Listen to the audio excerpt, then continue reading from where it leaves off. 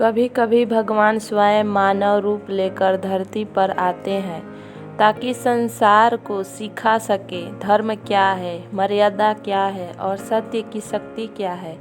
आज की कथा है श्री राम, माता सीता और लक्ष्मण के 14 वर्षों के वनवास की।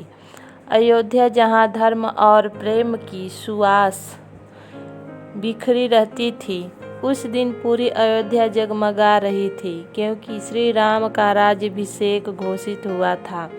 जन जन की जुबान पर एक ही नाम था, राम। बाजार सज चुके थे, दीपों का प्रकाश जैसे स्वयं सूर्य को शर्माता था। नागरिकों को विश्वास था, राम राज्य में न्याय, प्रेम और समृद्धि का युग आने वाला है। लेकिन खुशी के इस माहौल में कहीं एक मंद विष भरा विचार भी जन्म ले रहा था।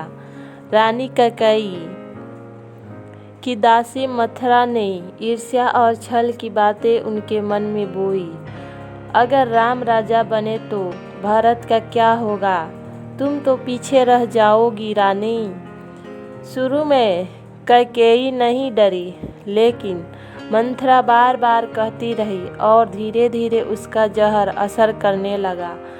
अंततः कैकेयी को याद आया, दशरथ ने एक बार युद्ध में उसकी सहायता पर उसे 2 वरदान देने का वचन दिया था। कैकेयी ने क्रूर लेकिन दृढ़ आवाज में कहा, पहला वरदान भरत को राजा बनाया जाए, दूसरा वरदान राम को 14 वर्ष का वनवास भेजा जाए। महाराज दशरथ के पैरों से जमीन खिसक गई, उनकी आंखों में आंसू भर आए। उन्होंने कहा, कैकेयी, राम मेरा प्राण है, उनसे राज्याभिषेक तो छीन सकती हो पर मेरा जीवन नहीं। लेकिन राजा वचन का दास होता है। जब श्री राम को यह ज्ञात हुआ, उन्होंने मुस्कुराकर कहा, पिताजी का वचन ही मेरा धर्म है। उनके चेहरे पर न कोई शिकायत न दुख, बल्कि कर्तव्य, शांति और मर्यादा की चमक थी। माता सीता बोली, वन हो या महल, मेरा स्थान हमेशा आपके चरणों में है। राम के बिना अयोध्या मेरे लिए खाली है।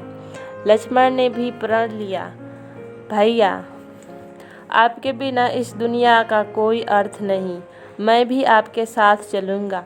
और तीनों तैयार हुए राजमहल छोड़कर कठिन जीवन अपनाने के लिए। जब राम, सीता और लक्ष्मण वन की ओर बढ़े, पूरी अयोध्या रो पड़ी। महाराज दशरथ पुत्र वियोग सह न सके। कुछ ही दिनों में उन्होंने संसार छोड़ दिया।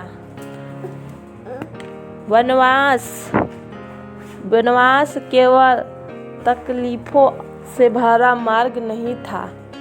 वहीं राम ने ऋषि मुनियों का सेवा, वहीं सीता माता ने सरल जीवन जिया, वहीं लक्ष्मण ने रक्षा और भक्ति का उदाहरण दिया, वहीं रावण का अंत और धर्म की स्थापना का बीज बोया।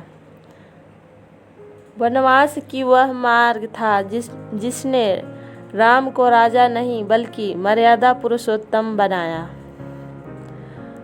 राम का वनवास हमें सिखाता है, धर्म कठिन हो सकता है पर उससे बड़ा कुछ नहीं।